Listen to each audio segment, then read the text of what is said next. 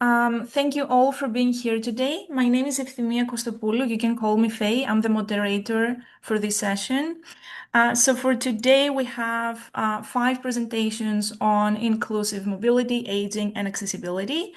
During the presentations, if you have any questions, feel free to type in the chat box, and we will go through and answer as much as possible at the end of its presentation. And I would like to request the presenters, once you start your presentations, please type your email addresses in the chat box in case someone would like to follow up with you after the end of the session. And with that, we are ready to start with the first presentation, which is on advancing inclusive service design thinking in transport buildings, reflections from research and practice. Feel free to share your screen.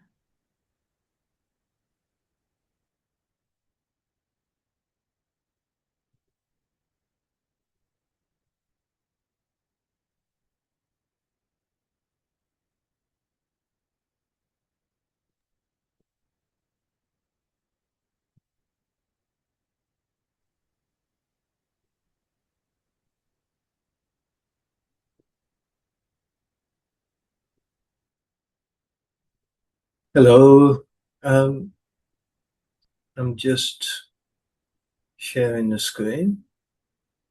Oops.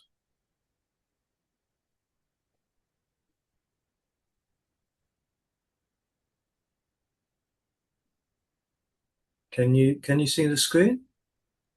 Yes, thank you. Oh, excellent. Thank you.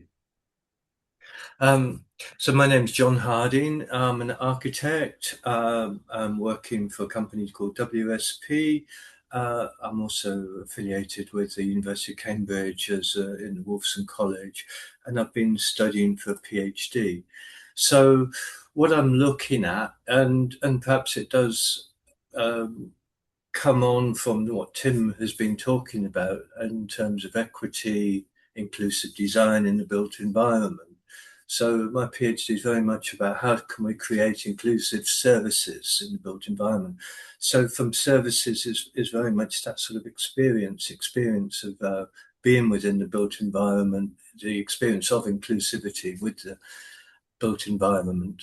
So some of the sub-questions are about vertical severance, this idea of being vertical separation. Often in transport, we're talking about the horizontal movement. I'm very much more interested in the vertical movement within particularly train stations, and also what is design. Often you have universal design, sustainable design is kind of, well, what does design mean in this context? Sort of starting with a little word from a poem, May the Road Rise with You. So this is a couple of shots of a station I worked on, Farringdon Station in London, where you see a large queue of people waiting for a lift, and indeed one of those lifts is not working. So what I'm kind of interested in is, how does that affect people? And, what do we do about this, really? So just talking about the PhD, I submitted it last year as a series of 9 articles. One of my articles recently got a James Hill Prize at the ICE, and it's a mixed methods longitudinal case study, which really takes in the early sort of observations stage. So very much it's about putting perhaps a new method, looking at a new method. If we always do the same thing the same way, do we expect different results? Well, perhaps looking at the method may help that. So the gap I saw in the literature review, so on the left, services discourse comes from the business community, and I'm seeing how does that react and intersect with inclusivity in the built environment, and sort of what happens when we sort of bring those 3 items together, and the focus of the same to be in the dissertation. So services design is all about making the services useful, efficient. In its definitions, often inclusive isn't included, so there's also a bit of gap in service design. And taking the model from IDEO, which that sort of passenger experience of customer journey going through, from thinking about the journey in blue to arriving at the station in pink, and proceeding through, and each of those steps trying to make, you know, the friction at each of those steps as simple as possible. And looking from where IDEO got their ideas, it really evolved from this services design, which sort of evolved in the 1980s from the business community, using this sort of 5-step process. So in my work, I've been producing papers on each of those steps, and this is really this paper today is really just a summary of those, and some of the findings. Looking at the research gateways, I did 4 or 5 studies there regarding the different studies, and going through these particular gateways, looking at the aims. The logic of inquiry, very much looking at sort of interactional model. It's very complex. You've got the environment, you've got different aspects of age and gender, and I'm particularly all of those variables. I'm particularly focusing on the spatial aspects of interactions in this study. So the first study I looked at was using a questionnaire study and looking at about the mobility requirements, experiences of users in the station. And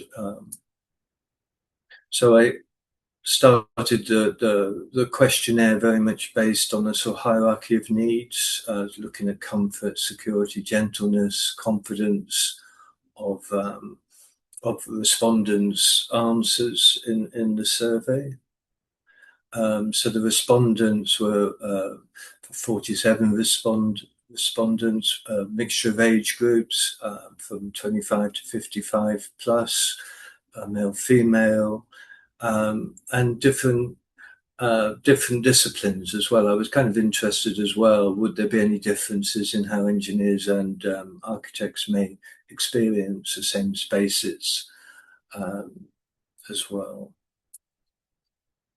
So this is some of the results from that inquiry, that early inquiry. So looking at the sort of comfort results, 56% of the group had difficulty travelling with a heavy bag. I mean, it's perhaps not surprising, some of these the comments. This was done on the tube network in London, which has very few lifts as well.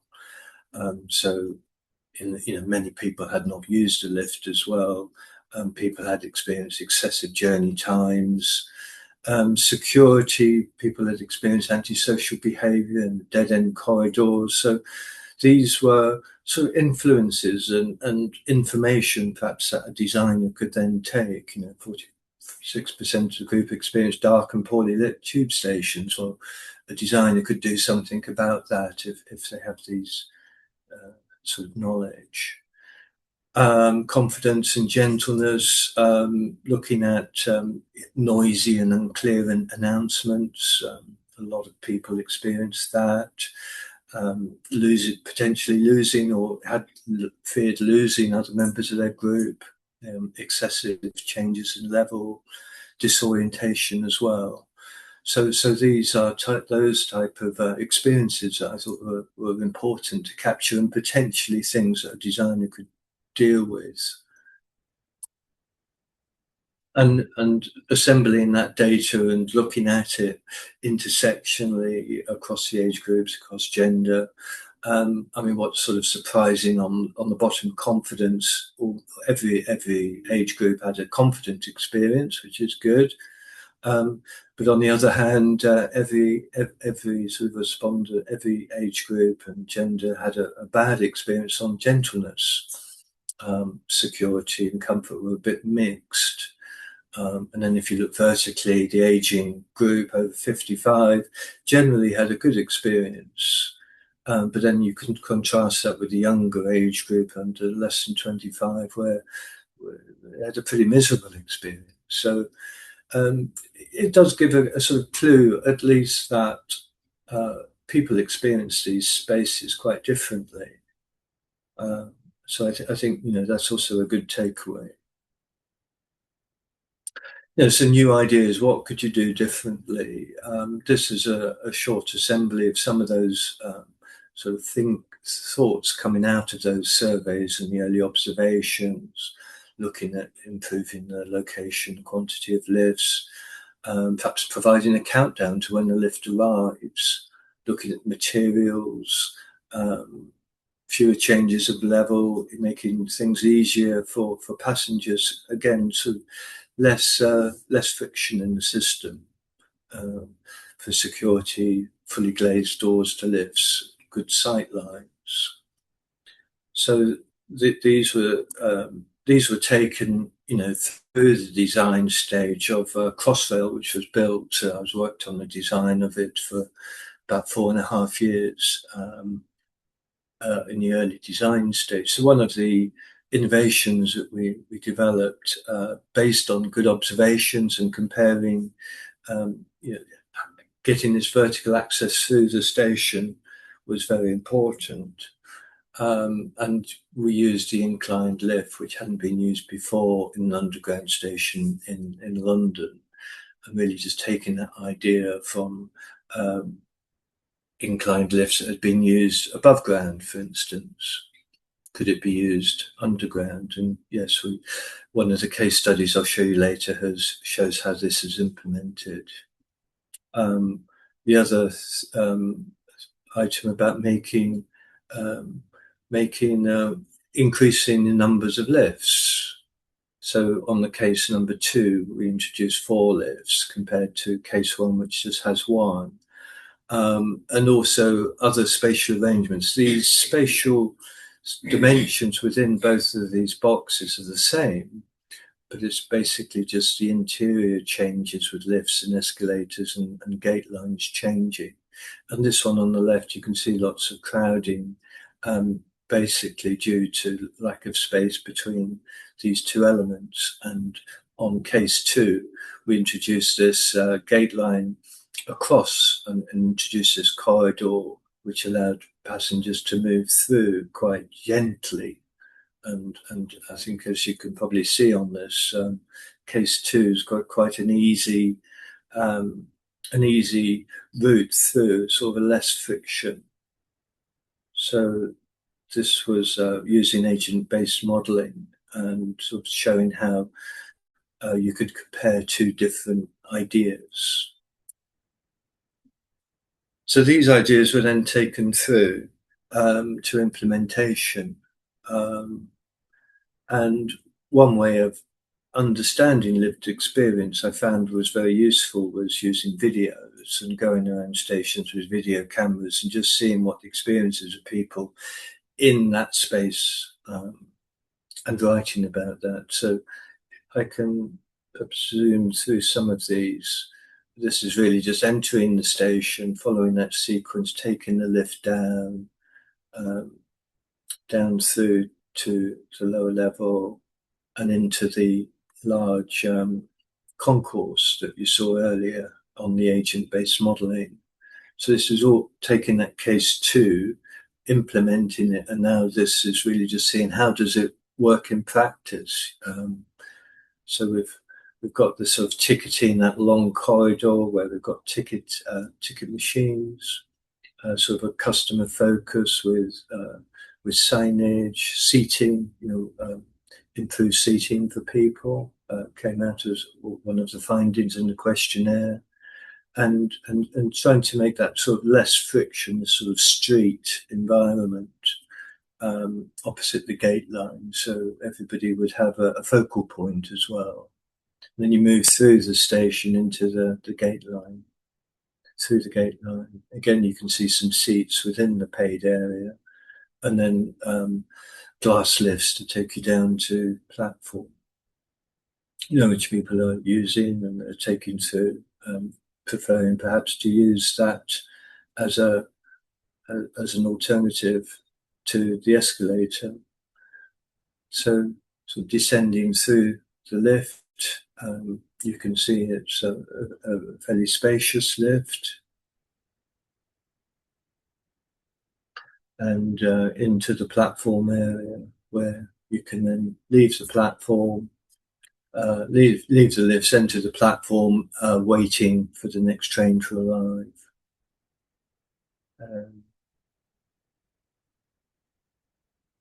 And then, passengers are then waiting for the next train to arrive. Platforms are a bit. So the boarding experience is quite different. For the boarding, you're making sure you going in the right train in the right direction, seeing what time the train arrives and making sure you board the right one. Sort of zoom through that and sort of quickly move on to the next station, where we're then alighting onto another platform, which on the lighting you're then trying to find your way out of the station as quick as possible. So you've got the escalators one side and lifts the other. And then entering the lift, you can see they're quite crowded, quite well used. People perhaps see them as a good alternative to using the lifts, using the escalators, and then ascending to the concourse level.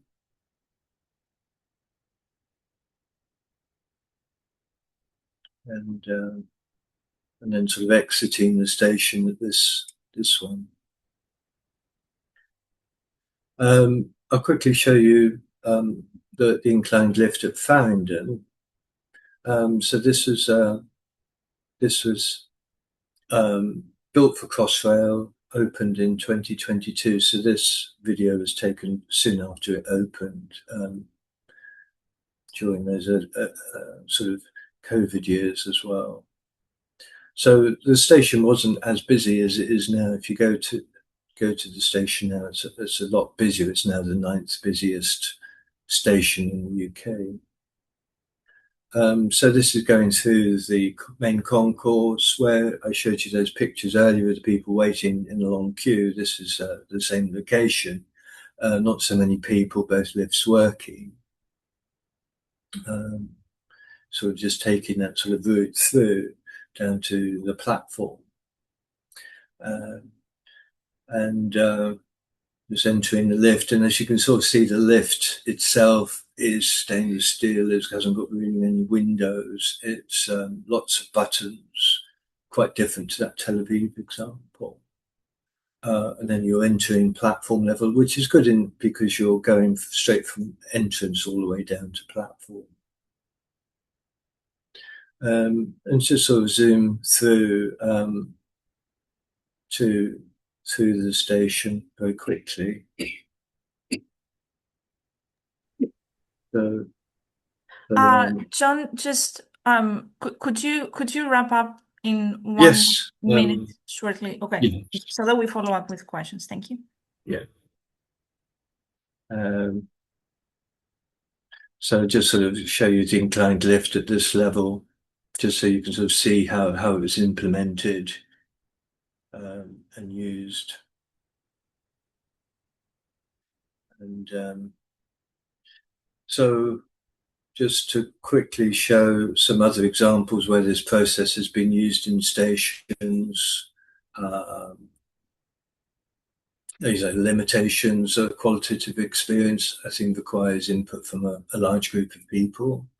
So far used in transport buildings, and further studies could explore different building types. So really the conclusions, it's really showed how you could use these observation techniques at surface design stage within the typical built environment methods, the RIB plan of work, for instance. And really, I think one of the key findings is, the observation stage is really important, but it's often not done. And if you can find the time in this process to do that, I think that'd be very rewarded. I talk about design being a discourse, and time is needed for that sort of good discourse. And really, these were really just the different types of, showing you the different types of tools that could be used or were used to explore inclusive service design. So that's it. Thank you. Yep. Thank you so much, John. Any questions? Feel free to type in the chat box.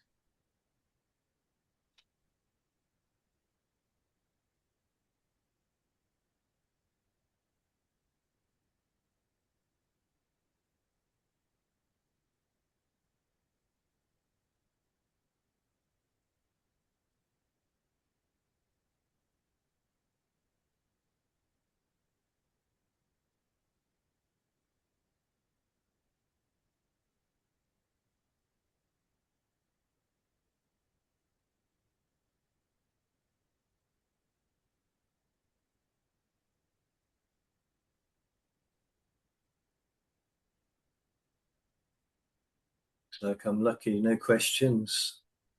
I have a question. Oh, okay. Did you do field visit with people with disabilities for their experiences? No, I mean the questionnaire did ask those field visits, those videos I did with myself. I mean, I do have some disabilities, but didn't have anybody else to. But there were certainly observations of people in the field who may have been in a wheelchair, and it's really just seeing how they moved in the spaces. That was really the aim. And to see how they would use lifts. There weren't a lot of disabled people. I mean, you mostly saw people with prams, buggies, that type of thing, and bags, typically.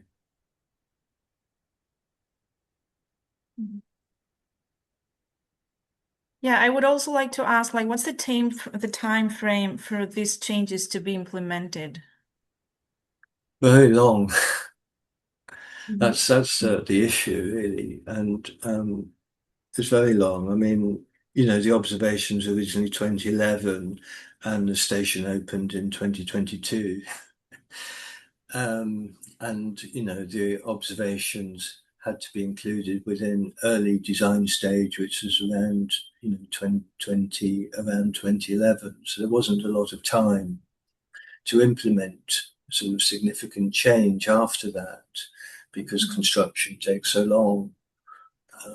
And again, it's almost that whole advocacy and diplomacy of trying to get change done within social, political, economic contexts of making these big infrastructures. So the problem of it is that those type of observations aren't typically done in this type of work. You may have observations and people counting if you're making a new road by the side of the road, but I suppose the observations of in new train stations often it's we'll do something similar to what we've done before. So I Yeah. think and also those post-occupancy evaluations are rarely done, which is quite so well known in architecture. There's a weakness partly because you're not funded to do that typically. So I think there are certainly big lessons to be learned. Right. Right. This makes sense. Thank you so much for your presentation. Thank you. Thank you. Thank you. Bye-bye. Bye. So we are ready to proceed with the second presentation, which is on designing inclusive demand responsive transport, comparative insights from Wales and Israel. Thank you. So I'll share my screen.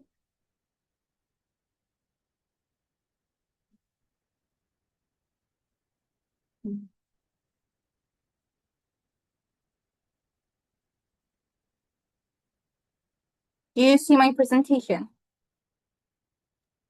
You see? Yes, yes, I do. Yep. Perfect. Okay. Thank you very much. My name is Noam. I'm a PhD researcher at the Technion, working with Professor Orit Rotem from Bar-Ilan University and Professor Yoram Shiftan from the Technion, who are my supervisors. Today I'm going to talk about demand responsive transport, DRT, and I have one particular question: what makes DRT more inclusive? And to get that, we chose two case studies with two different systems, Flexi in Wales and Quicker in Israel. And I believe the comparison between the two of them can give us something beyond these two cases. So let's see the utopia promise versus the real reality.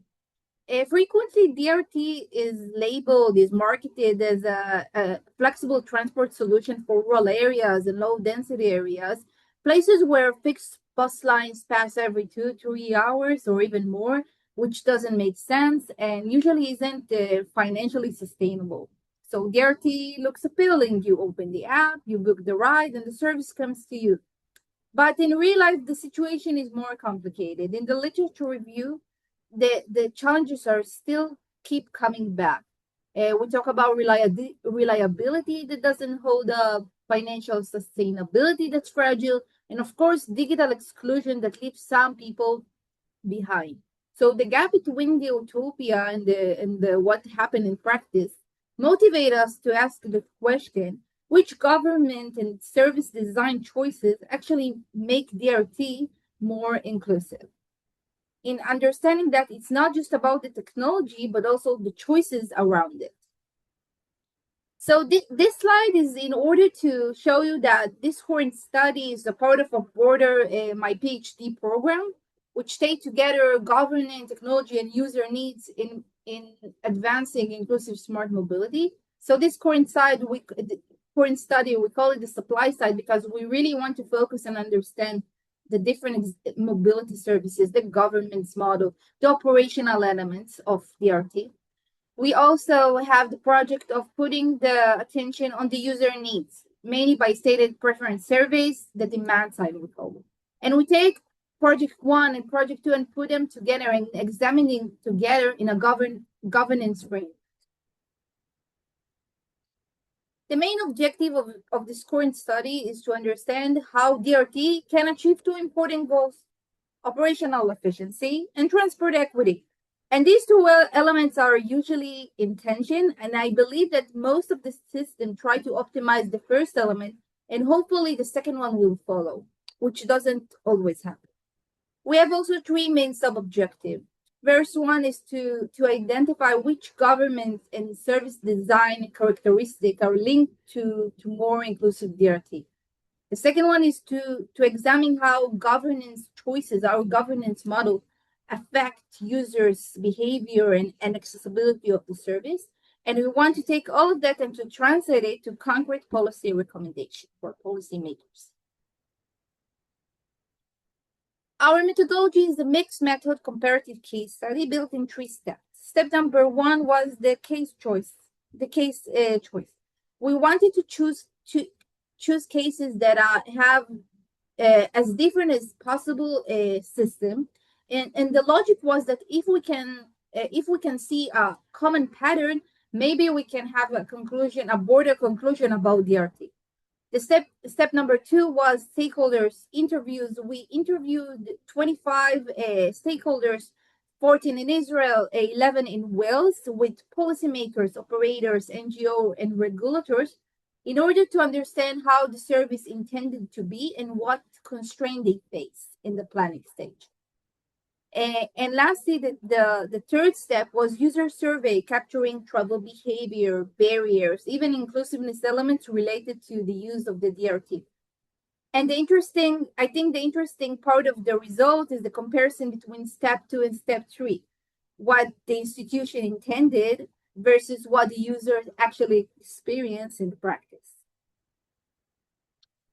So this is a table of the case studies. I'll present it very briefly. The main objective of DRT in Flexi was to improve accessibility through tutorial equity and social inclusion. It's operated as a complement fixed routes to the existing public transport in Wales. It's hybrid multi-channel booking, meaning I can book it from the app and from call centers, and it's coordinated by Transport for Wales under a national framework. On the other hand, we have Quicker in Israel, and the main objective was improving accessibility through operational efficiency first. It's a pilot of the Ministry of Transportation here in Israel, but it's planned and operated by the operator themselves in coordination between the technology operator and the transport operators. So it's digital first, operator led. What meaning digital first? You can only book the services from the app. So I'll present you briefly the result. We'll talk about the operational insight, inclusiveness and example, and inclusiveness example, and the user's own voice. So of course, both of the systems faced constraint, but the response was different. In Wales, the constraint was structural and geographic. Small fleet, driver shortage, and it was very problematic in relation to the long distances and the disparate settlements. And they describe it that roughly half of all booking requests were frequently rejected. The response of the local authorities and also of Transport for Wales was to abandon the pure flexible DRT and to move to a hybrid service model, combining fixed routes with DRT. And you reported that the service was more reliable, mainly for older adults. On Quicker, the constraints were capacity and regulation, and also demand outstripped capacity, and also most of the rides were rejected. The rides also were boxed in by rules, pickups only at official bus stop of Ministry of Transportation. There are fixed fares, no dynamic pricing, and the response of the operators was also abandoning the pure door-to-door services and move to service zones, meaning I can book a ride only in defined geographic areas and for mobility hubs in the pickup hours. Also, the user who got the service had a good experience, but there was limited service availability. For example, I cannot book a ride between two geographical zones. I can only book a ride in a specific geographic zone. About inclusiveness insight, I like to give this example about the hybrid compromise. It's an example from Blaenau Gwent, a small town in Wales. And in Blaenau Gwent, they launched Flexi also as a pure-based DRT, fully flexible, no fixed routes. And it generated daily complaints. And one senior tried to book the app, and he got the message, your bus is here, and the vehicle was only 50 yards away on the map, but in practice, it was in a step hill and he couldn't get to the bus. Public consultation described the daily complaints as like a riot at the market shell, like a riot at market stall. And then the daily complaints gradually helped that to council reconsider how the DRT should look like, and they decided to abandon the pure DRT and to keep flexible on-demand services for early mornings and evenings and put the fixed routes back during the daytime.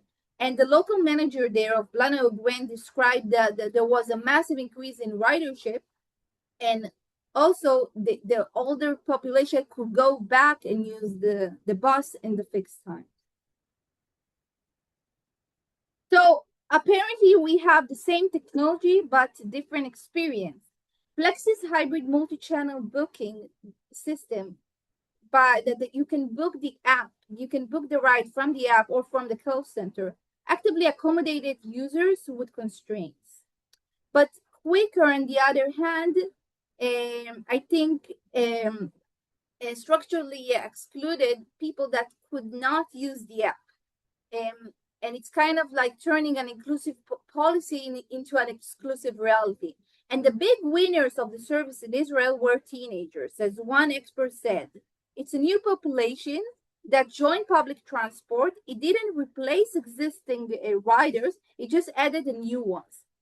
But older adults in Israel, in this case, hit wall after wall, not because the features in the app weren't there, but because they couldn't reach them. As one social worker described that a lot of elderly couldn't enjoy the discount that they deserve in public transportation because they didn't know how to set it in the app. So it's kind of a irony that Quicker was designed as a service for everyone, but the digital first has a price. Not everyone can join it. About the user's own voice, the people, what people did they rate the highest? In both of the countries, they rate highest the people, meaning the driver professionalism. And the barriers that they rank, in Israel, it was about app usability, unreliable arrivals, poor rail coordination, and high fares. In Wales, it was about reliability and punctuality, rail integration as well, and also gaps in evening and Sunday services. And let me give you one sentence that also captured. An older Welsh user told us, the number one thing that that passenger want is the R word, reliability. DRT sometimes sometimes takes that completely away. You don't know for sure if the bus will show up to take you to the hospital or to pick up the children from school. And I think that's the whole problem in one sentence. So from this slide, we have two cross case findings. One, user valued people more than technology in both of the cases. And the second one, reliability, was the main source of dissatisfaction from the DRT. I'll present you briefly the conclusion. I think this slide, the inclusiveness triangle, really represents our core idea. To promote inclusive mobility, we cannot give up in one element. We think it's the intersection between the three of them. First, you need to promote coherent governance, meaning stable multi-year public funding, transparent KPI. You need also operational reliability. You need to promote and plan comprehensively the intermodal integration and have realistic fleet sizing in relation to the geographic area and its size. And of course, you need to have multi-channel access, call centers, analog payment option, and accessible virtual and physical stuff. Inclusiveness is not just a fixed technological feature. You don't buy it in the app, you fund it, and you promote it as a governing policy. So briefly about I'll present 4 policy recommendations from this study. The first one is about the network itself. We think that in rural areas, we need to frame DRT as a complement, not a substitute, because from the experience that we have, fully flexible services cannot replace main bus corridors. Maybe we need to think about DRT as the branches that feeds the trunk, not the replacement of the trunk itself.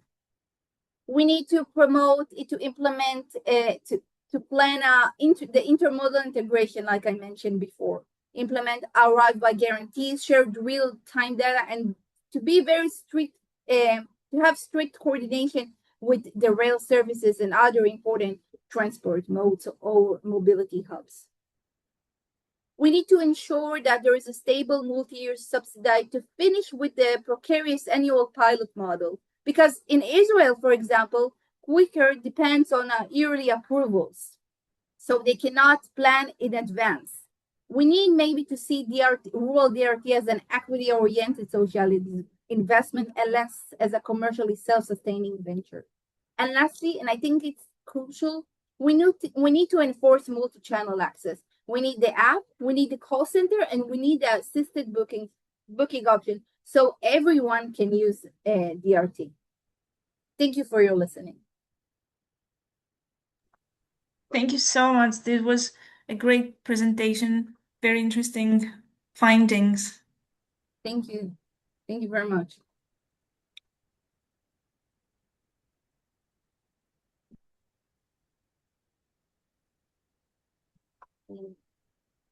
Any questions?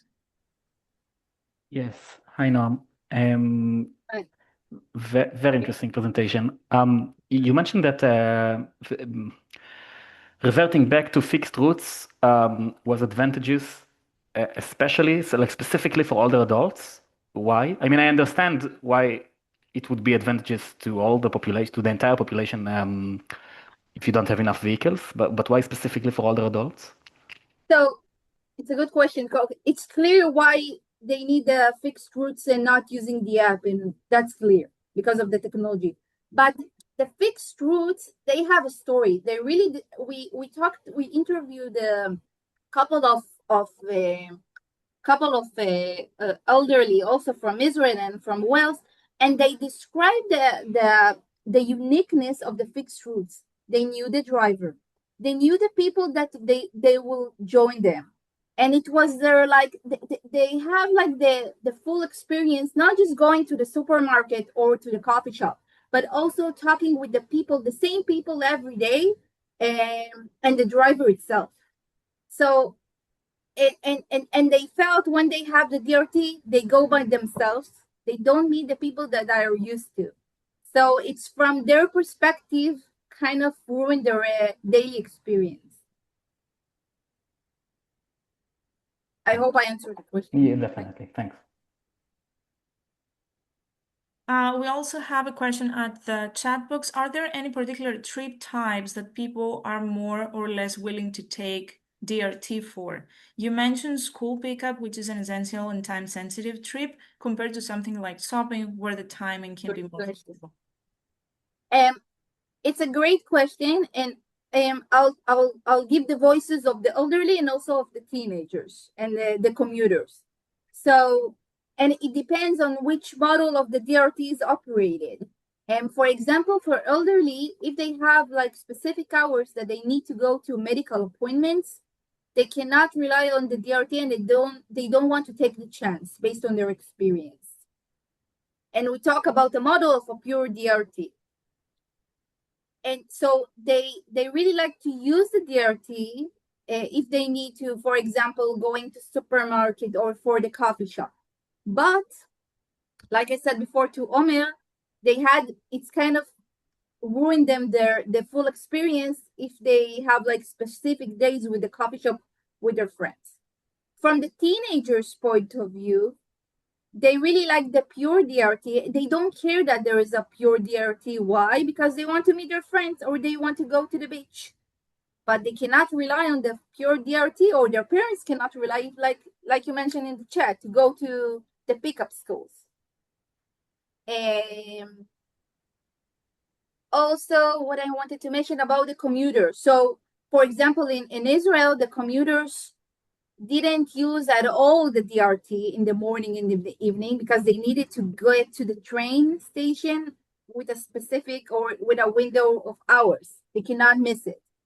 But when they change it to the geographic area and the mobility hubs in specific hours, there was an increase in the commuters, in the usage of the commuters. But like I said before, Quicker, it's interesting. Quicker defines specific geographic areas where I can book the drive, where I can book the ride. But if, for example, I live in a geographic area that there is no train station, I cannot book it even if I need it in the specific hours of the mobility hubs. I hope I'm clear. So it depends. My answer, it depends. And I hope I was clear in the last one.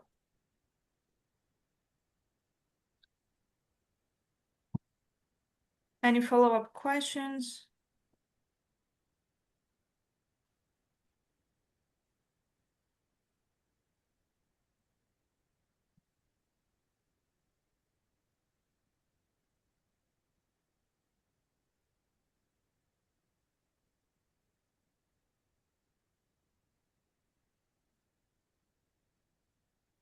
All right. Thank you so much, Noam, again, for your presentation and for answering all the questions. And now we will proceed with the third presentation, which is on public transport use cessation and age-related functional decline, a quasi-causal analysis using the English longitudinal study of aging. Hey, that's me. So let me share screen, 1 minute.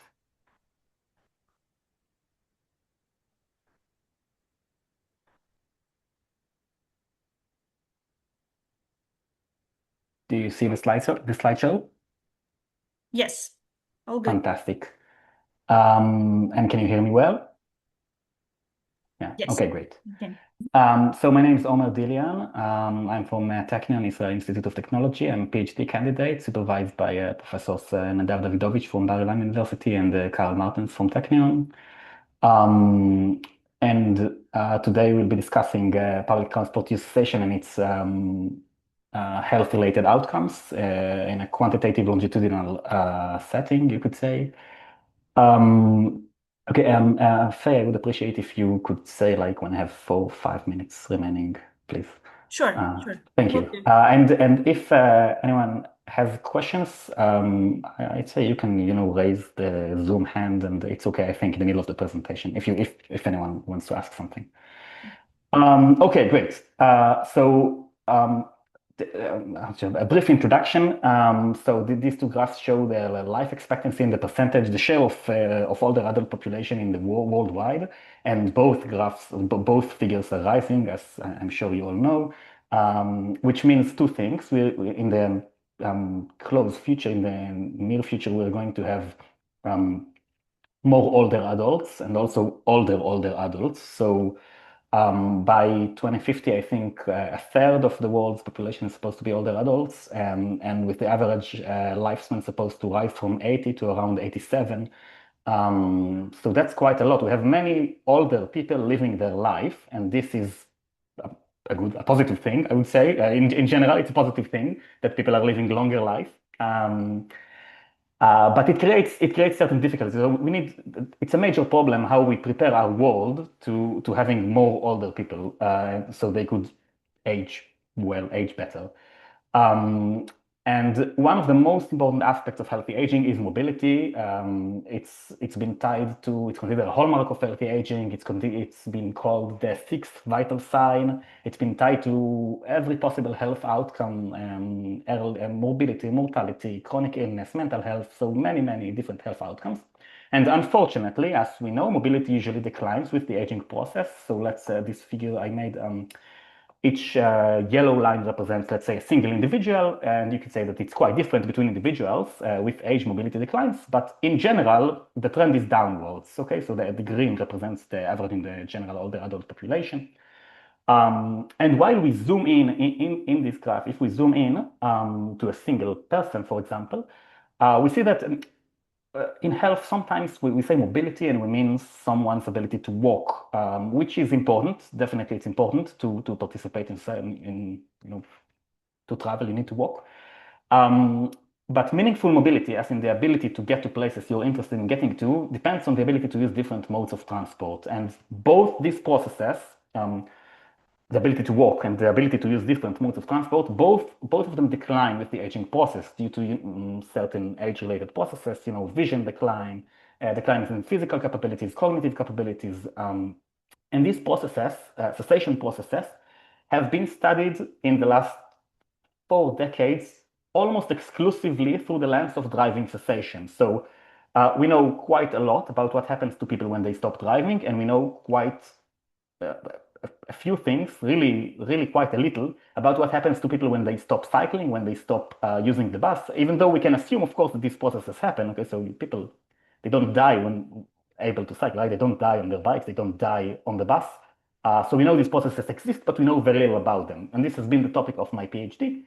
And today we'll be discussing quantitative assessment of what happens to people when they stop using public transport. So that was the brief introduction. And now we have a problem when we want to quantify this relationship. We have the problem of bidirectionality. What does this mean? That we say that mobility declines lead to health declines, but obviously the opposite is also true, right? Also health declines lead to mobility declines. So if, for example, my physical capacity decline, my health declines, I'm now less able to walk, it immediately affects my mobility. But also, if my mobility decline, if I'm less able to walk, maybe it's harder for me to go to get healthcare. Maybe I become more socially isolated. Maybe it's harder for me to do things, which makes me less healthy, which then makes my mobility decline faster, and so on and so on in this kind of vicious cycle dynamics. But from a researcher's perspective, it's a pain in the ass because if we see people and we measure them cross-sectionally and we see, or even longitudinally, and we see that their health declined and also that their mobility declined, they stopped using public transport and their health declined, we can't say if this person got a stroke, then stopped using public transport, or stopped using public transport, then got a stroke. Not, I mean, specifically with stroke, we might be able to tell it, but not in general. And so the aim of this study was to try to quantify a quasi-causal, the directional outcomes of public transport use cessation. And the outcomes we chose were two very routinely used markers of aging. That's gait speed, which is actually speed of walking, basically. And it's considered representative in aging literature. It's considered representative of physical function and cognitive function, which I'm sure you're familiar with. So this includes memory and executive functions and so on and so on. And our aim was to try and see if there's a way to measure the impact of cessation on them directionally. And to do so, obviously the ideal study design would be to do an RCT, right? A randomized controlled trial. We take 1,000 participants. We will tell 500 of them randomly to stop using the bus. We'll tell 500 of them to continue using the bus. And then we measure them 10 years afterwards and we see who did better. This is, of course, in transport, it's completely infeasible and unethical, so we can't do this. And we need some other kind of gimmick or some other kind of trick to dissociate you could say the endogenous reasons for cessation, so reasons that cause both health decline and cessation from cessation. And fortunately, with public transport use cessation, we have the privilege of structural cessation, which means sometimes people stop using the bus, not because they chose exactly to stop using it, but because, for example, the bus line changed. Okay, so there's been a change in policy in the bus now. It doesn't go anywhere that I need to go. It used to go there, but it doesn't anymore. Or they moved the stops. They're too far from my house. Now I can't use the bus this way. And this we called structural cessation. So, for example, something happened, and now I can't use the bus as I used to. And this, hopefully, is not health related, right? It's like random allocation. Hopefully, there's been some problems with this I will discuss later. But it should be like random allocation. Then I could say, okay, so let's take these structural seizures, people who stopped using, not because of health reasons, but because something random happened, and compare them to always users, to people that continued using the bus, and let's see if there's differences in the rate of decline of these health outcomes I mentioned earlier, so gait speed and cognitive function. To do this, we used ELSA, which is the English Longitudinal Study of Aging, which is a fantastic database that includes several tens of thousands of older adults, and it's very, very detailed, both in health aspects and in transport aspects. And in ELSA, we have not only if they used or did not use public transport in a certain wave, it's longitudinal, so we had 10 waves. It's every 2 years since the year 2000 till 2020 we used. So not only if they used public transport in each wave, but also if they didn't use, why didn't they use it? So we took all the persons who used public transport up to a certain stage, then stopped using it and reported a structural reason for cessation. Okay, so we divided the entire cohort into seizers and always users. And of course, there were also other groups, for example, never users who didn't use them because we were dealing with public transport use cessation. And we took the seizers and we further split them into structural seizers, those that stopped due to structural reasons, and health-related seizers, those that said that, for example, it's too hard for them to walk or to balance themselves on the bus, or just mentioned health-related reasons for stopping to use. And then we put it into linear mixed effects models because we were measuring the same person many, many times, right? So to account for different variant heterogeneity in individual averages.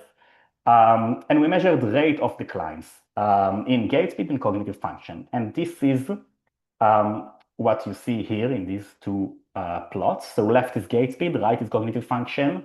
Black is the always user population, and orange and blue are males and females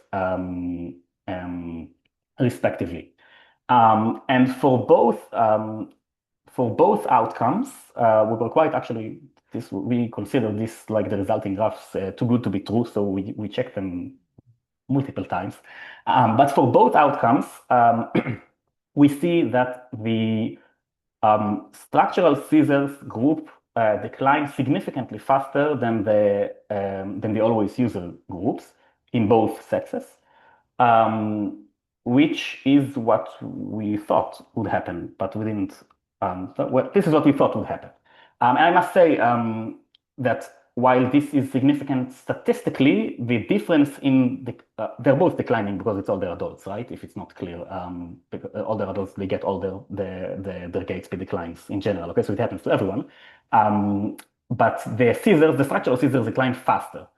And this allows us to say that that cessation directionally leads to some kind of faster health declines. But clinically speaking, the difference is not huge. Okay, specifically in gait speed, I must say. So that's we need to be modest with these results, right? Specifically for gait speed, the difference is not so clinically significant. So they decline faster, but not in a way that is very meaningful to their health. We have several explanations for that I will discuss soon. And this also allowed us to do the same analysis in the health-related scissors. So the guys that stopped using public transport because they were not healthy enough to continue using it. And we see a completely different pattern, right? The rate of decline does not change. It's the same rate before and after cessation. But we see this very sharp, immediate drop, which, well, you can interpret it different than I do, but which we interpret as there's been some health event, right? There's been a health decline, then I stopped using, right? What we're seeing here is not a result of cessation. What we're seeing here, this decline, this very abrupt decline, is the cause for cessation, right? It happens simultaneously with cessation. If it's been a result of cessation, it will take many years for us to see this change in health outcome, right? If I stop using the bus now, tomorrow I'm not more unhealthy. It will take me 5-10 years, right? Which I think shows quite clearly, I mean, this was not the main objective of our study, but I think it shows quite clearly why many studies in this realm of transport and health need to be a bit more careful with their results interpretation. Okay, so I think that many times when we say there's a link, for example, between driving cessation and adverse health outcomes, we should be a bit more modest, because I think that a lot of what we see is the reverse link, right? People become less healthy, then stop driving, and not the direction we're interested in as transport researchers. So to conclude, I don't know how much time I have left, but you didn't say anything, so I assume that's enough. Yeah, you have 5 minutes. Okay. I don't have 5 minutes to speak. Like I don't have enough to fill 5 minutes, so I'll just finish when I finish. So to conclude, I think we can say with a quite, I'm quite certain that we could say that public transport utilization directionally leads to faster health declines in older adults, at least in England, which is good. I mean, it's not good, it's bad, but it's good that we identified it. And these effects are small, but I also must say that our specific cohort of people who stopped using public transport structurally was quite a well-off cohort. So over 90% of these people also had access to cars. So even with access to alternative modes of transport and being relatively rich, they still experienced adverse outcomes for cessation. And our next analysis that we intend to do is to take the same cohort and try to identify these people without access to car and see, we hypothesize that without access to car, if you lose access to public transport, you'll experience much more significant health declines because you'd have less alternative ways to move around, basically. And I think this emphasizes, in general, like Noam said, I think this emphasizes that we do need to take into account, while planning for transport, we do need to take into account this more vulnerable population. And in a former study, we also found that public transport cessation is sometimes reversible. So it really depends on the quality and age friendliness of the service you're providing. So there are ways to keep people using the bus further into the aging process. And we should really focus on that because it also has health implications on their life and not only mobility implications. And I would say this is, at least for public transport use cessation, this is the first quantitative directional evidence for this link. Okay. And I see some questions in the text. Madeleine, given your last point about access to cars, do you think that decline for structural systems is related to changes in physical activity more than changes in access level and social interaction? I don't know. That's the truth. Okay. First of all, I don't know. Second of all, there are many mediating mechanisms between using. I don't think that breathing the air inside the bus is what makes people healthier, obviously. So it's a multitude of mediating mechanisms, and it's hard to say, but it's definitely a point for us for further research. Which of the mediating mechanisms is more meaningful? So I think that for older adults, what we know from the literature is that physical activity, walking to stops and from stops is over half of the physical activity that older adults do in general. So it's a very large part of the physical activity. So it's definitely a very strong mediating mechanism. But participation in activities, so what I call life space participation, we know it to be a very, very meaningful mediating mechanism. So if you ask me to guess, to hypothesize, I would say these are the two most meaningful mediating mechanisms between public transport use and health. So social participation in life space, and physical activity, getting to the station, standing on the bus, alighting the bus, then getting from the station to your destination. This is what I think. I would guess that the second one is more meaningful, that social participation is more meaningful, but it's a guess. I don't know that for sure. We need to check. Next one, John Harding. What do you think the specific policy recommendations will be, or is it too early, e.g. nudging people to return to public transport after illness quickly? So it's not exactly illness. Sometimes it is, but this was better explored in our qualitative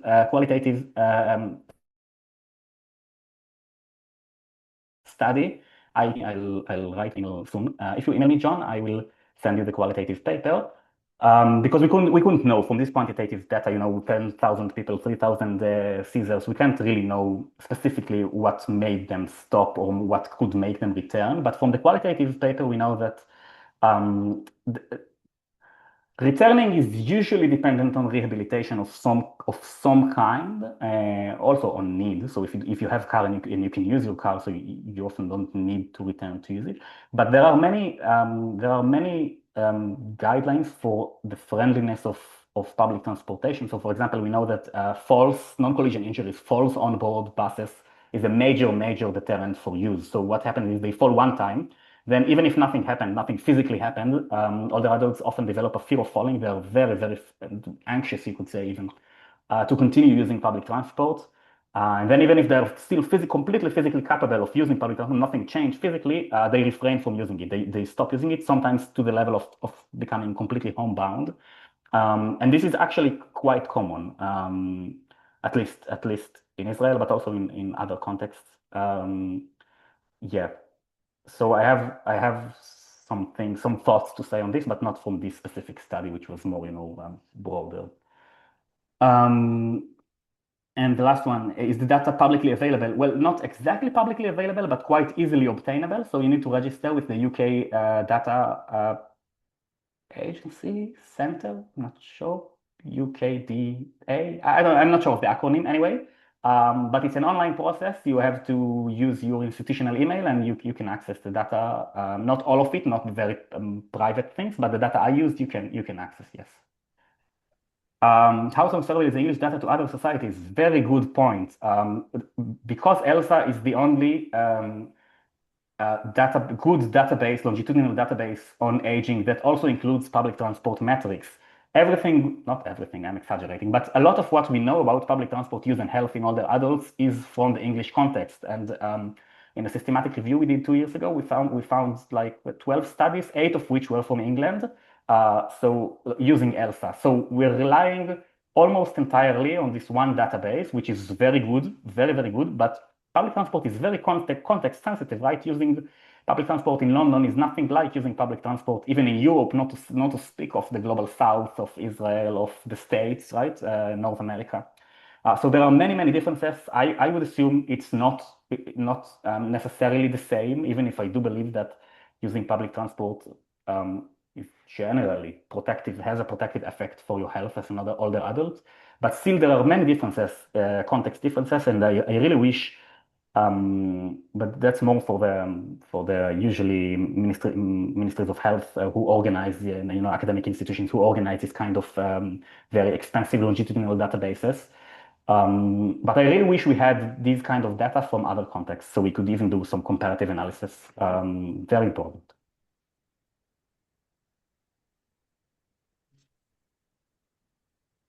Thank you. If there aren't any more questions, I will see you.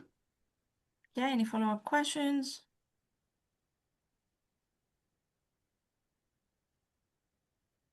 Okay, thank you very much. Thank you so much, Omer. Very interesting topic to work on. Great job.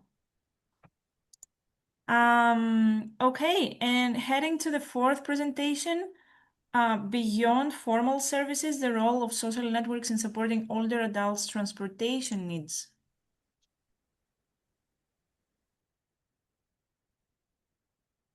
Hi, can you see my slide? Yeah. Okay, that's great. So good afternoon, everyone. Thanks for being here today. I am Arna Nithila. I'm a PhD student from University of Arkansas. Today, I'll be presenting our paper titled The Role of Social Network in Meeting Transportation Needs of Older Adults Using a Generative AI Content Analysis, co-authored with Dr. Mitra and Dr. Daniel Rodriguez. So,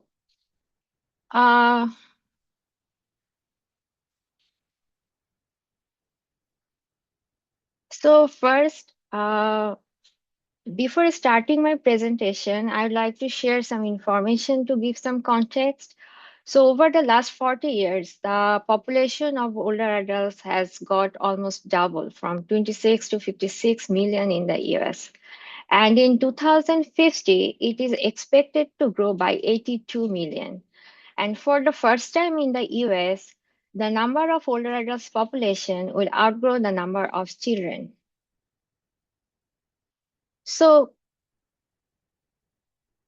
what does this rapid demographic shift mean for transportation? So now just take a look at some other statistics.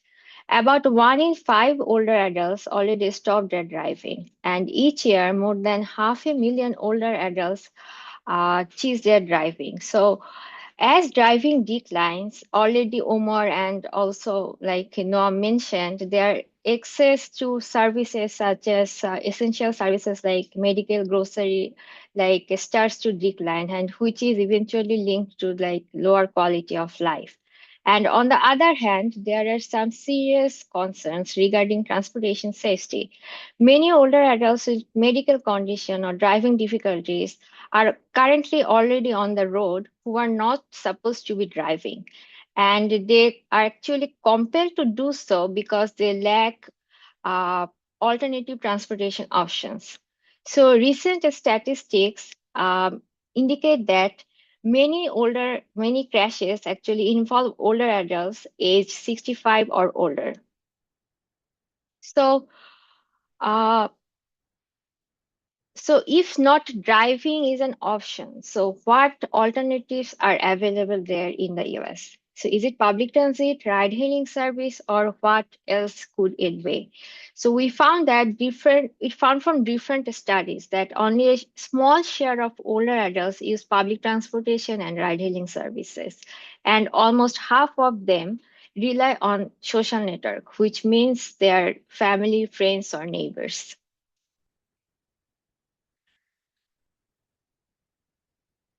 And specifically for non-drivers, almost all older drivers rely on their social network. So given the huge reliance on social network, what do we actually know about social network? So in the study, we define social network as a set of people with whom older adults have a kind of ongoing relationship and upon whom they rely.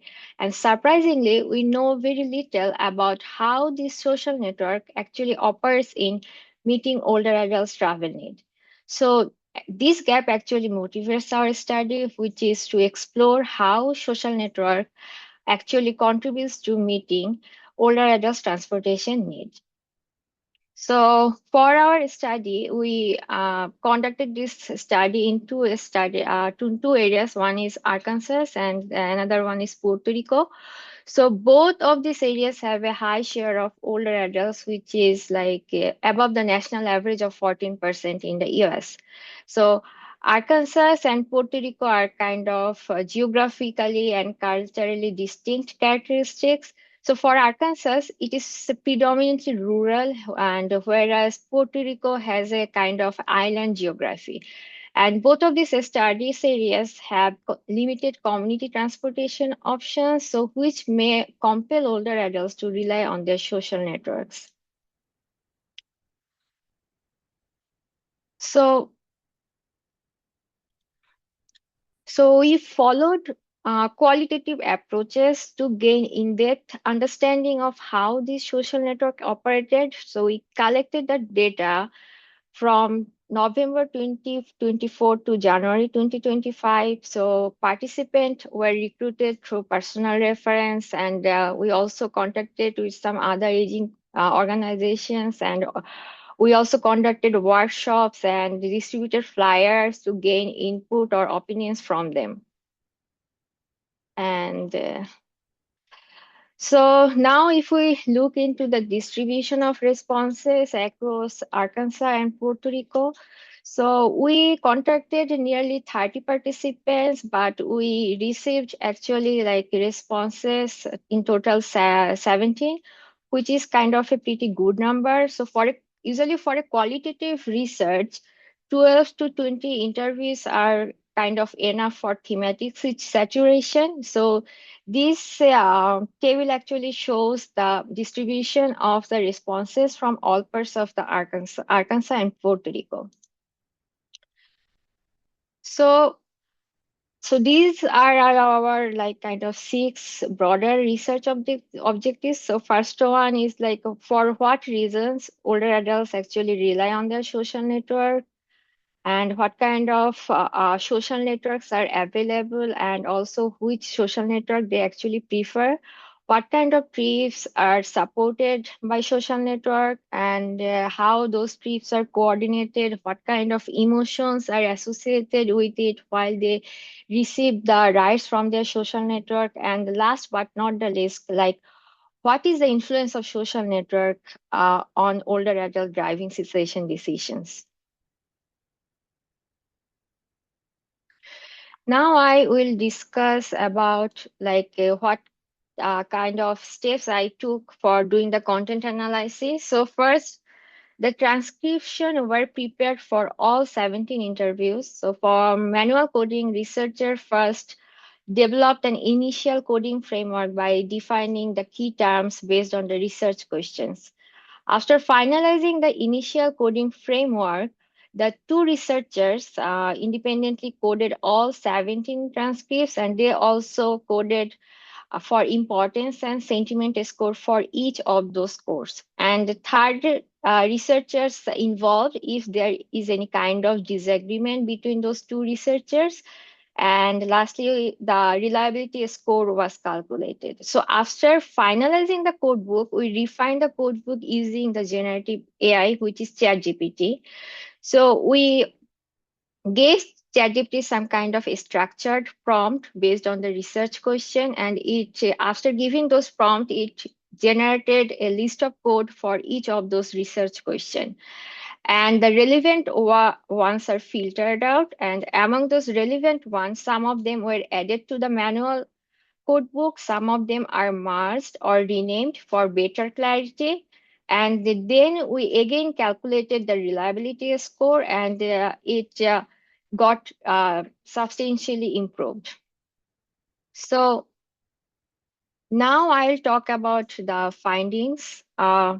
So first, the first research question was like what the reasons for older adults reliance on the transportation support from their social network. So we basically found like four major reasons. The first one is the practical barrier, such as like distant bus stops, like high taxi fares that prevent older adults from using these services.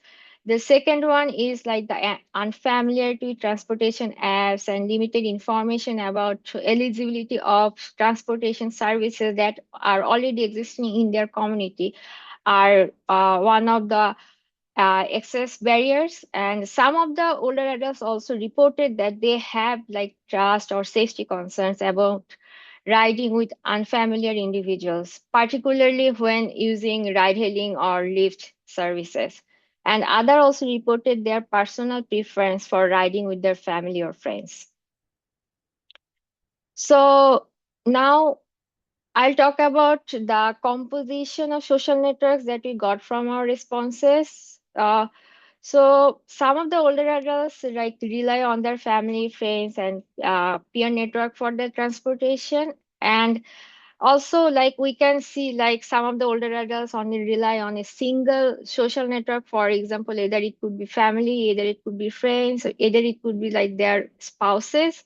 And some of them actually rely on like diverse social network. We also got some responses from older adults who didn't rely on their social network fully. So, but they are consider social network as a backup option when they will need it, like when their mobility will get limited or like they will stop their driving. So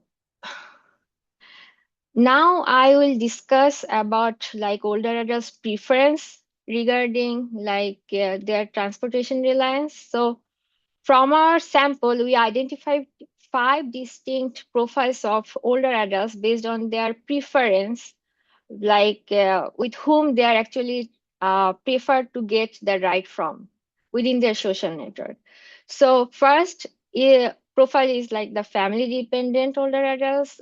So in this profile, the older adults are mostly prefer to get ride from their family members. The second one is the spouse partner primary. So it means that older adults mostly depend on their spouses. And for the peer community oriented older adults, it means that the older adults get support from their peers and community, and they have their preference for their family, their friends. And the fourth profile is the self-reliant social network backup, which means that they are mostly self-reliant, but they consider social network as a backup. And the last profile is the self-reliant and community transportation as backup. It means that older adults are self-reliant, like in the present time, but they will use their community transportation, not their social network, when they will stop their driving or even in case they will need help with their mobility. So these are kind of our 5 profiles we got from our survey. So now I'll discuss about what kind of trips are supported by the social network. So mostly the medical trips are the most essential ones, and also based on the importance score, it is also got the most importance. And also there are grocery trips also supported on a regular basis, and also the recreational outings are kind of on an occasional basis. Now I will talk about like what kind of barriers they face when they coordinated their trips with their social networks. So while coordinated trips with their social network, older adults reported some barriers, and the major ones are mostly related to the medical trip related barriers. So one older adult already reported that medical trips are the most sensitive ones because this kind of appointments like lacked a fixed schedule, and due to this uncertainty, it's sometimes difficult to manage a member from their social network to get a ride. And the next one is the communication delay. So for the phone calls and text message, communication delay often occurs when social network do not receive the calls. So it makes older adults anxious whether the trip is confirmed or not. And the third one is the technological challenges. So when social network becomes unavailable, so some older adults report that they would not be able to use the ride-hailing services or other alternative options because they don't know how to use that service. Now, I will discuss about the facilitators. So for family-dependent older adults, they reported that their family members already know their schedule. And one of them reported that her family managed everything, so she doesn't have to worry about anything. So this kind of relational facilitators kind of act as an advantage for them. And face-to-face coordination is also reported to be the most effective for confirming the trip because it helps older adults to get confirmation without causing any kind of confusion. And the last one is some older adults used to do things together on a routine basis within their social network. For example, every Thursday is a grocery trips, or every Friday is kind of an recreational trips, these kind of things. So now I'll discuss like what kind of emotional feelings are associated when older adults are receiving rights from their social network. So we found that like both emotions, like positive and also negative emotions, are associated with receiving rights from their social network. So positive emotions mostly came out from the appreciation, gratitude, and mutual reciprocity, and which is mostly observed in the spouse-dependent and peer-oriented older adults. Because they do not have to feel the burden, because they have a chance to give the rights from with each other, and it's kind of a give and take relationship. And on the other side, negative emotions arises from the sense of guilt and anxiety, which is mostly observed in family dependent older adults, because this group actually mostly get rights from the others. So they do not have the opportunity to give back the help which they are getting from the others. So it causes their emotional burden. Arna, just 2 minutes left. Okay. So, but last but not the least, then what are the kind of the role of social network in older adults driving cessation decisions? So here we see the distinct role across like different profiles. So family dependent older adults are mostly play a direct role by monitoring their driving skills and everything, and the spouse partner is kind of a collaborative decision. So peer oriented is for kind of is their the entire situation is kind of they normalize the process by seeing each other going through the driving cessation process. And for the self-reliant older adult, they do not have to depend on others. They made their decision by themselves, and they also reported that they do not have any preparation, like what could be the other alternatives when they will stop their driving. So these are the kind of the major findings we have. So we already seen that older social networks play a central role in meeting older adults' transportation needs. So given the role of social network play, our study suggested to have a human-centered collaborative transportation platform where social network would be a central part, existing with other transportation resources, where older adults can schedule a ride with their social network. And since our study revealed that transportation reliance is a profile specific thing, so a one size fits all policy would not be effective. So, and these are some of our limitation of the study. So first, the findings of the study may not be transferable to the other regions which have like different geographic and cultural context. And our study may also have some kind of recall bias. And a quantitative study actually is necessary to validate our findings, and future studies should also take considering into account the caregivers' perspectives that we missed out. And So I would like to end my presentation by quoting one of the participants from our interview. So which is, getting around now is not about buses or apps for me. It's about the people in my life who make sure I can still go where I need to go. So thank you, everyone. Thank you so much, Arna, for your presentation. Any questions? Thank you, Arna, for the wonderful presentation. I have some questions. First of all, have you thought about getting those themes that you develop from ChatGPT also checked by other generative AIs like Claude or Gemini? Yeah, thank you for your question. That's a great question. I also used Perplexity, and I didn't use Gemini or other platform. So this is kind of and also we checked like how much differences it occurs if we use like different platforms. It kind of like the similar results we got from both of these platforms. So yeah. Yeah, I have actually another suggestion for you for your future studies. Yeah, sure. So this is coming from one of my studies earlier with people with disabilities. Yes. You, so there are a couple of things actually you can consider when looking into the burden, this process of providing supports to their peers.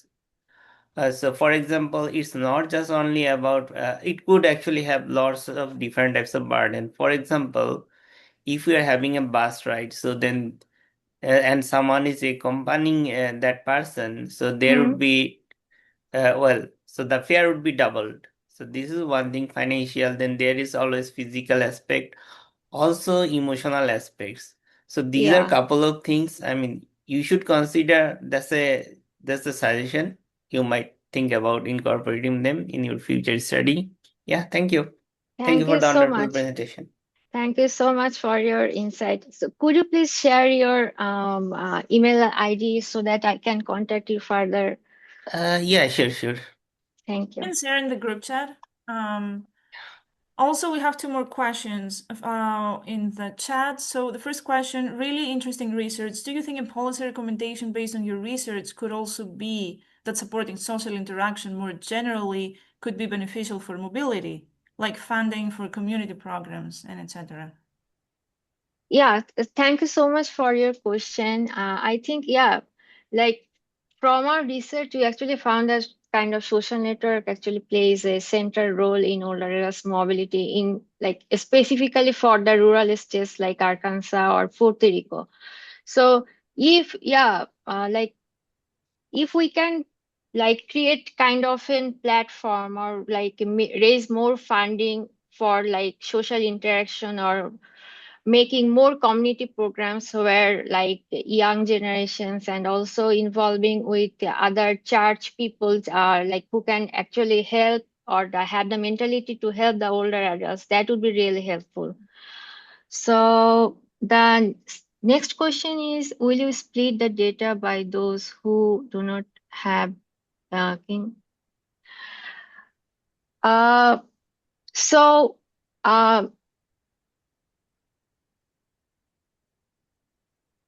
will you split the data by those who do not have kings in the area? So basically, our like our data collection process is like completely random. So the profile we got, we do not know like these are the profiles we like we are targeting those profiles. Is not like that. So whenever we collecting the data, is kind of an like we naturally found these 5 profiles when we collected the data. So no, I think we didn't split out our data like who don't have a keen or something like that. Yeah, we did not do that. And any difference in finding or rural versus urban? So thanks for your question.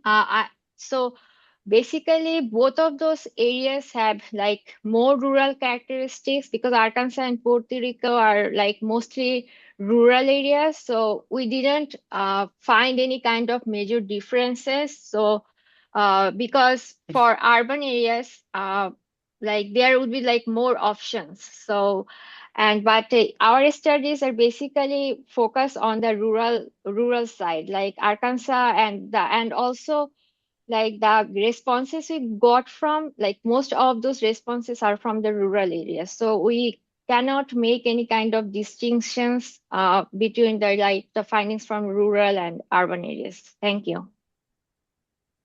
Thank you so much, Arna. Feel free to share your email in the group chat if anyone wants to follow up. Yeah, sure. With questions. Thank you.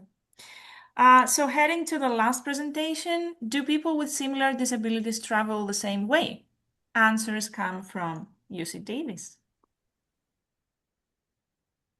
Yeah, thank you.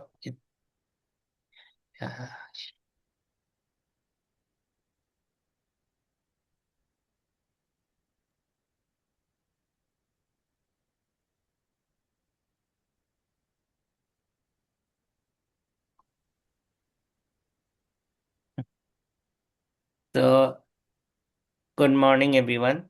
So welcome to my today's presentation on do people with similar types of disability travel the same way. So I am Musfiqur Bhuiya. I am a PhD candidate at UC Davis, and I prepared this paper with my supervisor Jesus Barajas.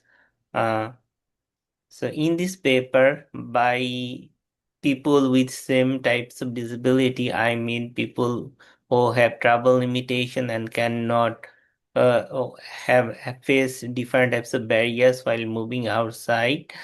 Uh, and so when it comes to people with people with travel limitation, they are usually dependent on different types of mobility aids. As we can see in the pictures, and this mobility aid can have a very important role in their mood choice decision. Uh, so when a person is in wheelchair, he will need a ramp, and if a bus does not have a ramp, then he or she possibly would not be able to ride by bus. On the other hand, it would not be that much of a challenge for those who use a scan or walking frame and so on. So they can easily they have relatively higher probability of using bus. In order to conduct this study, I used California, USA as a study area where 27% of people have some sort of disability. Also, multiple studies have reported that people with a travel limitation faces wide range of challenges in California in their day-to-day travel, which made me decided to select California as a study area.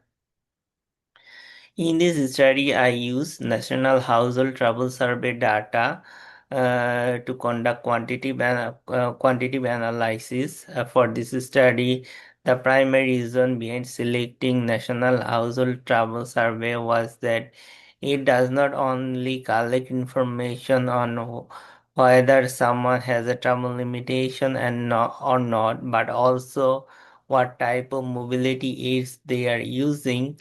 um, so, uh, although there have been some studies on the association of disability and trouble behavior, most of them are basically focused on identifying what is the difference between people with disability and who don't have disabilities. However, however, there are two studies which try to identify the association of mobility aid use and trouble behavior. However, in these studies, most of the time, mobility aids were not disaggregated by by different types. They are disaggregated, but some way collapse into multiple groups. For example, wheelchair users, manual wheelchair users, and electric wheelchair or scooter users were collapsed into same group, although one of them is pretty speedier mode because of its electric nature, but other is completely hand driven. and shoulder driven. So that made me come up with this research question: how does travel limitation of people with disabilities vary, focusing on mode choice, mode use frequency, and travel distance. So in order to conduct this study, I actually use a National Household Survey 2017 California add-on data, which asks specifically question if someone has any medical condition which limits their travel outside home. And if someone has responded yes, then they have been asked if they are using any type of mobility aids. So this is a disaggregation of different types of mobility aid used by surveyed population in California. And so as we can say, it's the wheel. It is the manual wheelchair user who have very low trip frequency, 1.3. On the other hand, walker or crutch users has a relative actually have the highest trip frequency among different mobility aid users.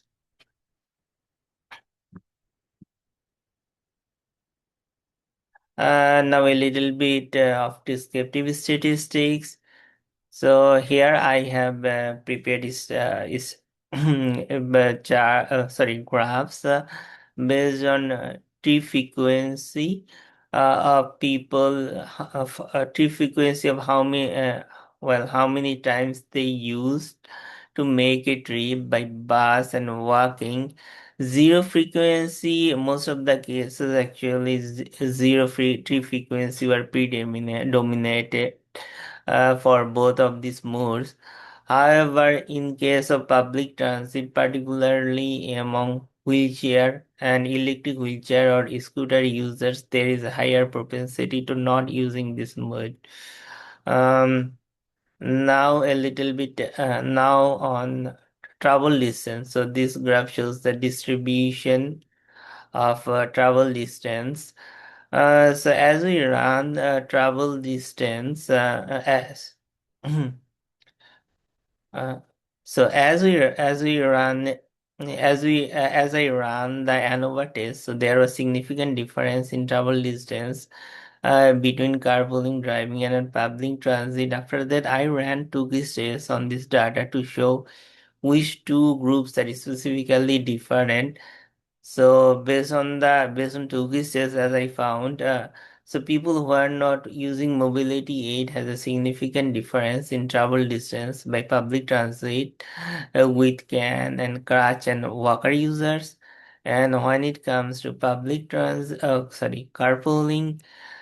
people who are not using any mobility aids has a significant difference with can and crutch and walker users. And then in case of driving distance, can and crash users has a significant difference between themselves.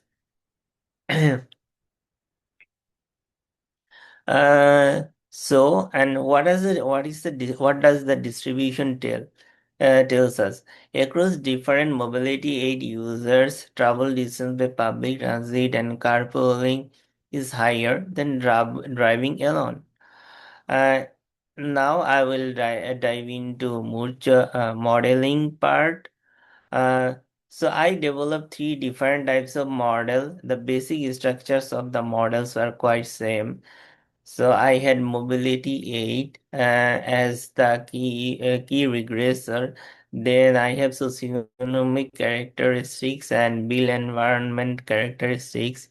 So socioeconomic characteristics had age, gender, race, residency, location, whether they are living in urban and rural areas, and then car ownership, wheel environment characteristics were distance to nearest bus stop for both origin and destination, employment density, road density for both pedestrian so I included both pedestrian oriented road density and auto oriented road density in my model, and all these data are coming from all these data are coming from Cal environment screen. So now the mood choice model. So in order to model the mood choice, I use multinomial logistic regression, and this graph shows the marginal effect of the model. So as we can see in the figure, wheelchair users has a significant higher probability of carpooling. Uh, while not that much significant impact, however, carpooling use is also increased when someone uses a crutch or walker, also electric wheelchair or scooter. Mm, and in case of negative impact, when someone uses cane and crutch or walker, it has a relatively low but still negative impact on walking to use to work for a particular particular trip. Now, work-related treat frequency. Since this is a frequency data, and as I have shown in the descriptive statistics section, there is a considerable amount of zero in my data. So I have used zero inflated negative binomial logistic regression.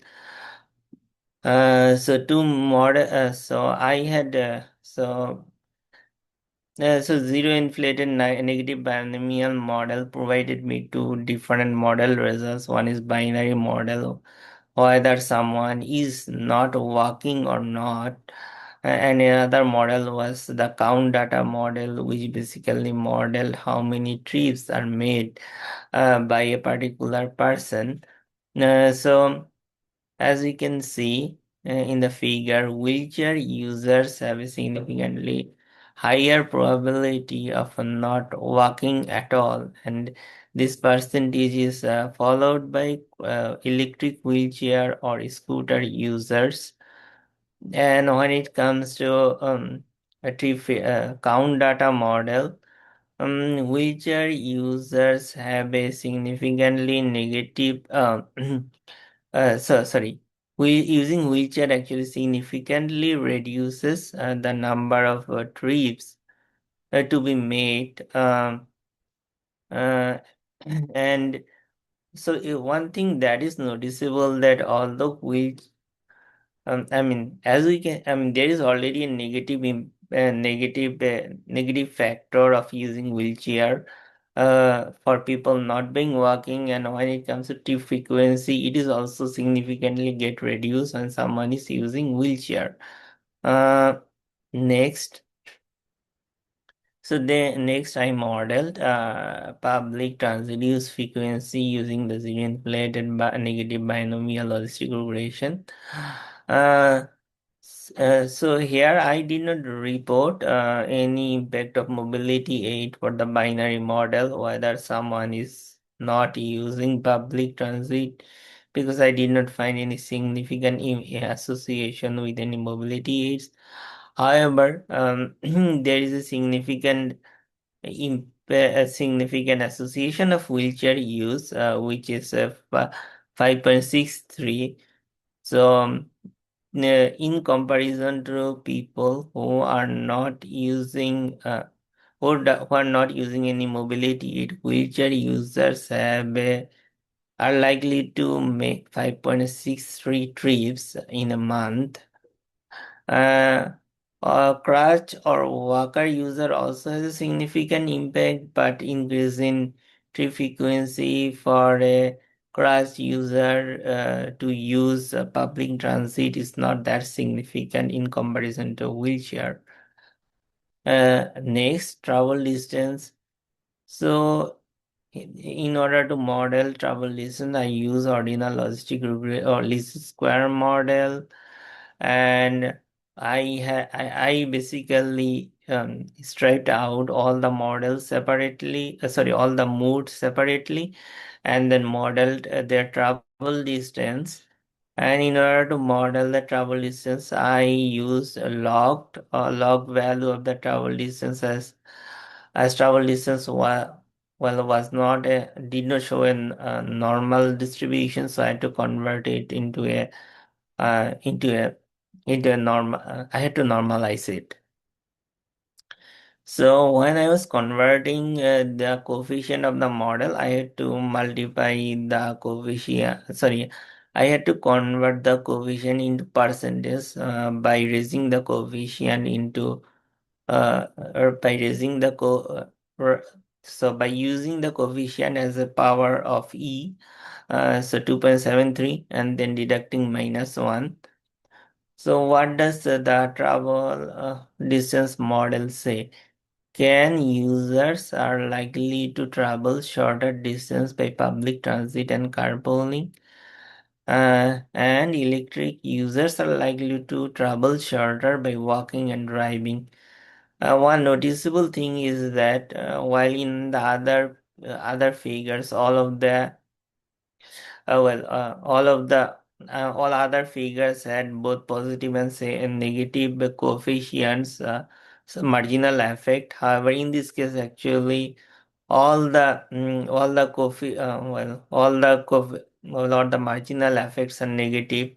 It basically implies that whatever the mobility aid people with disability travel limitation are using, it's gonna have a negative impact. Now the calculation.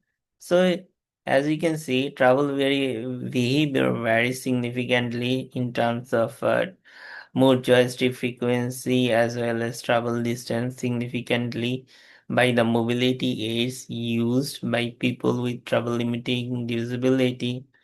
Uh, so wheelchair users are more likely to carpool to make a trip, and when it comes to wheelchair and can users, both of them are more likely to not walk.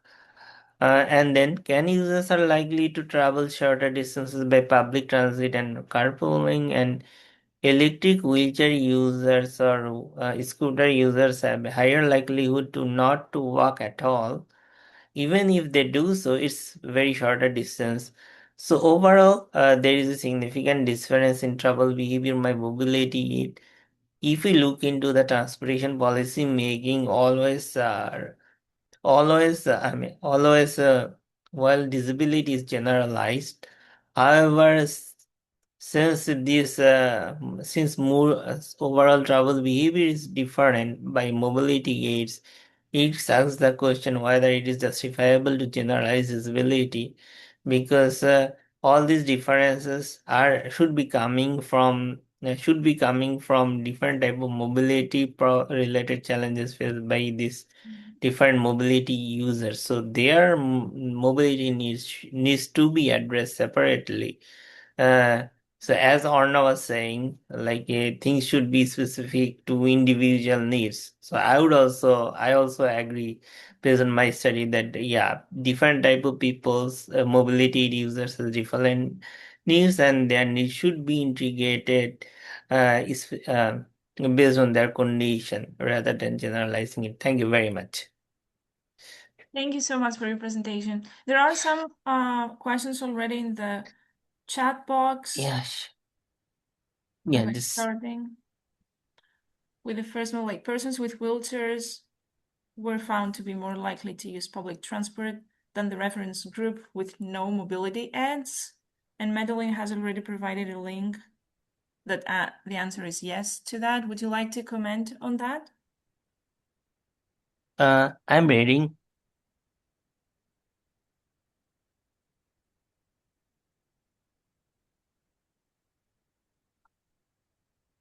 And then... Yeah, sorry, I think I am having trouble to identify the question. So can you please send it again? So in your results, you showed that persons with wheelchairs were found to be more likely to use the public transport than the people, the reference group with no mobility aids. So I think that's the question, like, that's a surprising finding. Not surprising actually. So in my understanding, it is coming from availability of RAM. Sorry. It is coming from availability of ramp and their inability to drive. So when a person cannot drive, particularly when someone uses a wheelchair, and then there is bus which provides ramp. So these two interacts and people are going to use the public transit more. But this problem is not faced by someone who does not use any mobility aid. So they are not, I mean, they don't need the ramp, as you can see in the first figure. So they can, so they can drive actually. So that's why the exchange is coming. And then when you discuss walking among wheelchair users, do you mean walking? No, I mean Or- wheeling. Yeah, that is something actually I'll need to fix in the Okay. paper. Okay, and then last question. One of the problems, as your data shows, is 27% of people in California are disabled, similar to London, with 20% and more. Wheelchair users are quite low, about 1 to 10,000. You also have many older people and other disabled, so knowing how many users need a transport solution, whether a bus, lift, and etc., is quite difficult. It is perhaps a weak problem where a design solution is needed. What's your solution to this weak problem if you see it that way? Yeah, thank you very much for the interesting question. It's an interesting question. So I think the solution should actually go in multiple ways. At first, there should be policy interventions that are required, as I was talking about at the end of the presentation. First thing that needs to be done is policymakers needs to be more aware of the mobility needs of people who are using wheelchairs and also other mobility aids. Most of the time, what happens in the transportation plans in the USA, disabilities is segregated, and sometimes when it comes to people with specific disabilities, it's only about wheelchair users. But there is also mobility needs of different type of mobility, different mobility aid users.